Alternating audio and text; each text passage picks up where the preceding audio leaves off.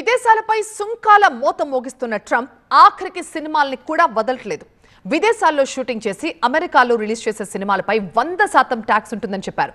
కొందరు హాలీవుడ్ ని నాశనం చేస్తున్నారని, అందుకే ఇలాంటి నిర్ణయం తీసుకున్నామని చెప్పారు ట్రంప్.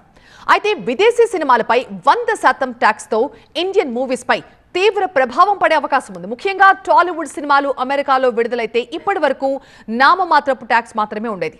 ట్రంప్ నిర్ణయం అమల్లోకి వస్తే టాలీవుడ్ మూవీస్ కూడా 100% ట్యాక్స్ పేయబుల్ కిందకి వెళ్తాయి.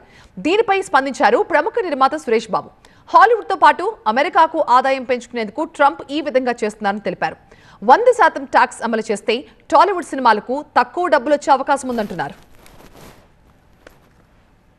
America all these years has been a very free place. It was last 60-70 years ki total free trade chese oka country. అక్కడ ఇలాంటి రూల్స్ ఉంటాయని ఎవరూ ఎక్స్పెక్ట్ చేయలేదు.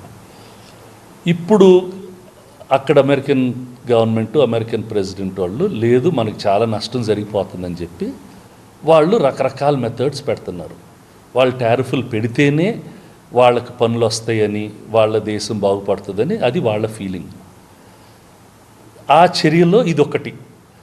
ఇది సినిమాల మీద 100% టారిఫ్ పెట్టడం. అన్ని భాషల సినిమాలు, చైనీస్ ఫిల్మ్కి, ఇండియన్ ఫిల్మ్ అన్నిటికీ లాగా ఉంది.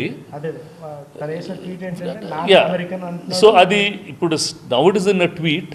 వాళ్ళ కామర్స్ సెక్రటరీకి ట్వీట్ చేశారు.